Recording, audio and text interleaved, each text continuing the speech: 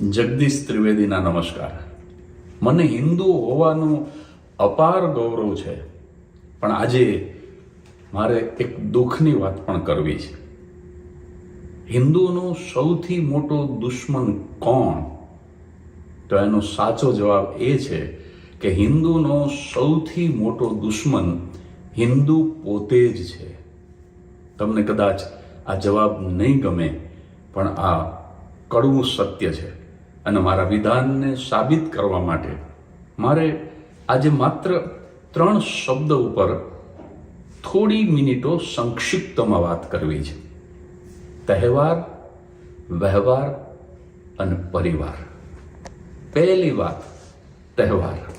આપણા હિન્દુઓના ધાર્મિક તહેવાર ખાલી તમે વિચારો. નવરાત્રિ.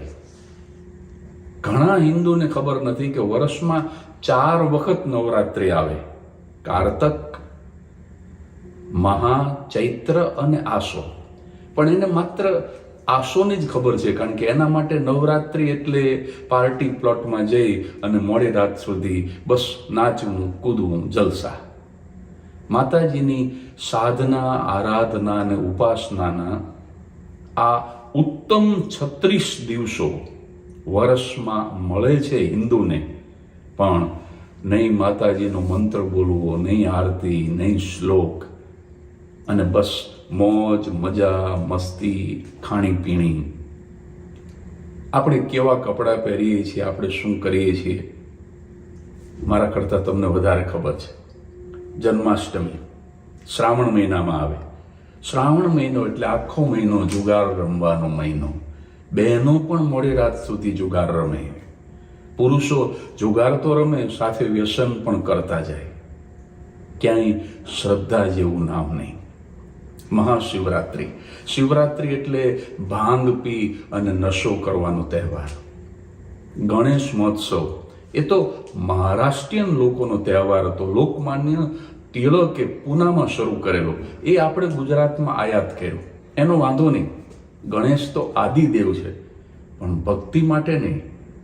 મોજ, મજા, મસ્તી, રાત્રિ કાર્યક્રમો, એમાં વ્યસન કરીને નાચવાનું, કૂદવાનું, ફિલ્મી સંગીત, ડિસ્કો, અને છેલ્લા દિવસે ગણપતિ વિસર્જન. અને એની અંદર તો સાહેબ વૃદ્ધોના, બીમાર માણસોના, વિદ્યાર્થીઓના કાન ફાટી જાય એવો ડીજેનો દેખારો, અને પછી પાણીની અંદર પ્રદૂષણ. બીજા દિવસે જઈને તમે જુઓ તો તમને અરેરાટી ઉપજે એવી ગંદકી.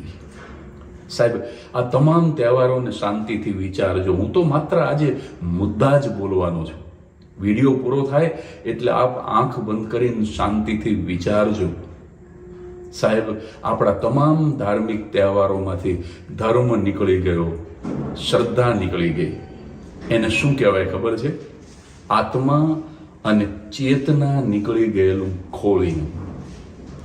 બીજો શબ્દ વ્યવહાર એટલે આપણા લગ્ન, સગપણ, ચાંદલા, ચૂંદડી, સીમંત, જનોય, આ તમામ આપણા વ્યવહારિક પ્રસંગો. એની અંદર 12મું અને 13મું પણ આવે.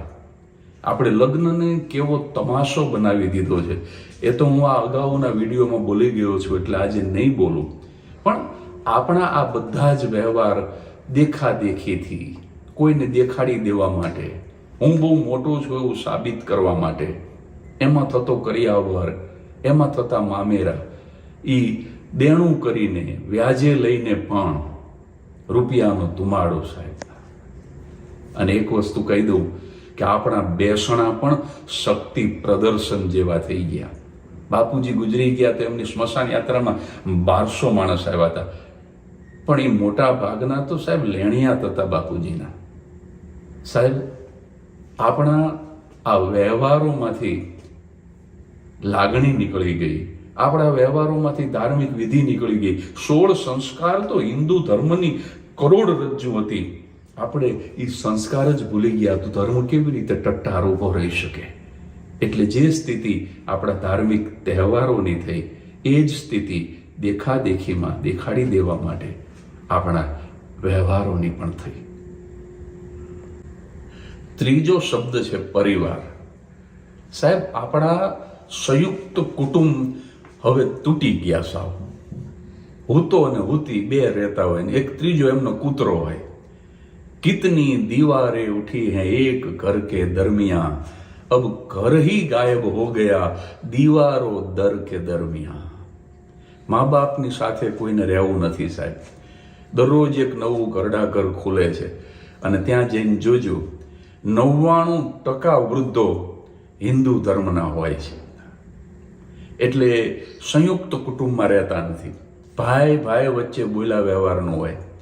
જો દુનિયાને દેખાડવા માટે બોલતા હોય તો અંદર ખાને વિરોધ કરતા હોય, ઈર્ષા કરતા હોય. સગા ભાઈ અને બહેન વચ્ચે બાપની મિલકત માટે ઝઘડા થતા હોય, કોર્ટ કેસ થતા હોય. પતિ અને પત્ની વચ્ચે ઝઘડા થતા હોય, લફરા થતા હોય, ડિવોર્સ થતા હોય. પતિ અને પત્ની વચ્ચે ઝઘડો કરાવવામાં સૌથી મહત્વની ભૂમિકા બંનેની મમ્મીઓની. ફોન મફત થઈ ગયા, દિવસમાં 10 વખત ફોન કરી અને સાસરે વળાવેલી દીકરીના ઘર વિશે ઝીણામાં ઝીણી કેટલી સીટી કુકરની વગાડી એ પૂછી લે. વાલી મટી અને મવાલી ન થાવ. તમારા સંતાનનું ઘર ભંગાવાનું પાપ લાગશે આપણને.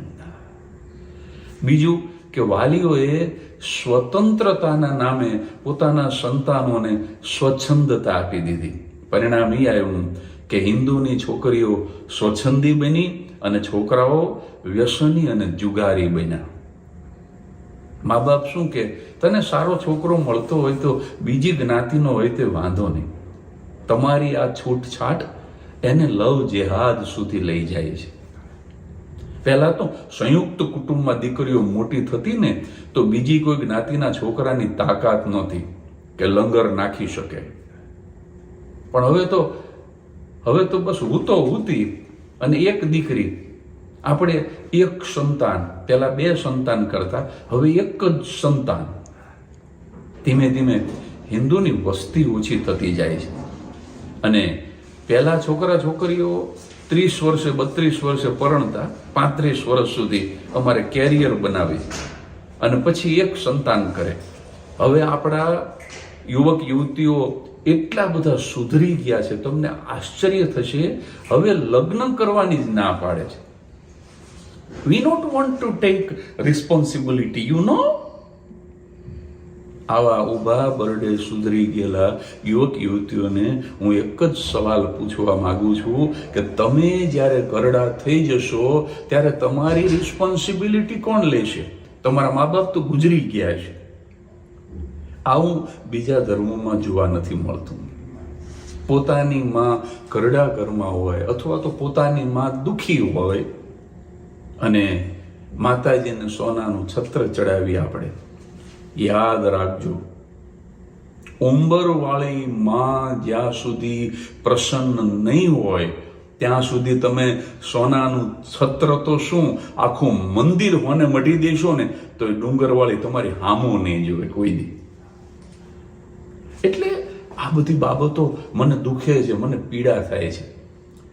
એટલે આજે આ વિડીયો તમારી સામે રજૂ કરું છું. આપણા સંતાનોને સાહેબ મંત્ર નથી આવડતો, શ્લોક નથી આવડતો અને આપણે ગૌરવ શું લઈએ છીએ? અમે લાખો રૂપિયાની ફી ભરી એર કન્ડિશન ઇંગ્લિશ સ્કૂલમાં અમારા બાળકને મોકલીએ છીએ. મહેમાન આવે એટલે આપણા જ રૂપિયાથી ખરીદેલા યુનિફોર્મ ને ટાઈ પહેરાવી અને પોએમ બોલ પિન્ટુ પિન્ટુ પોએમ બોલ અને પિન્ટુ અદબ બીડીને લિટલ લિટલ ટ્વિંકલ સ્ટાર. સાહેબ, આપણું બાળક જ્યારે મહેમાનની સામે આમ ધાણી ફૂટે એમ ગીતાના શ્લોક બોલશે, રામાયણની ચોપાઈ બોલશે ને ત્યારે આપણે ગૌરવ લેવા જેવી વાત થશે. આપણા 16 સંસ્કાર એ આપણી કરોડરજ્જુ હતી જે આપણે તોડી નાખી. હવે ધર્મ કઈ રીતે ટટ્ટાર ઊભો રહેશે? એટલે ધાર્મિક તહેવારોમાંથી ધર્મ જતો રહ્યો, આપણા વ્યવહારોમાં આપણી વિધિ જતી રહી.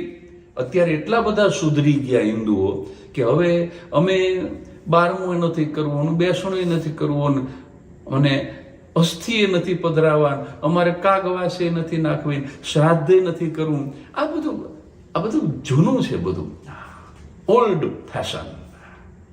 સાહેબ, આ ખોટું નથી.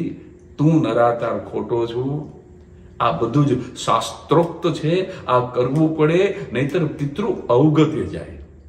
એટલે આપણે દેખાદેખી, દંભ, દેખાવ, દાવપેચ એની અંદર અટવાઈ ગયા અને ખરા અર્થમાં ધર્મ, આપણી શ્રદ્ધા, આપણી ભક્તિ એનાથી થોડાક આપણે વિમુખ થઈ ગયા એવું નથી લાગતું?